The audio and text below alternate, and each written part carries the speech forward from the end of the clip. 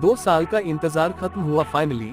General electric aerospace ने अपना वादा पूरा करते हुए पहला F404IN20 इंजन HAL को डिलीवर कर दिया है। ये इंजन तेजस के अपग्रेडेड वर्जन तेजस MK1A को पावर देगा। जनरल इलेक्ट्रिक साल 2025 के अंत तक ऐसे 12 इंजन डिलीवर करेगा और अगले साल से हर साल 25 इंजन मिलेंगे। कुल 99 इंजन की डील हुई है, जिसका पहला इंजन आ गया है।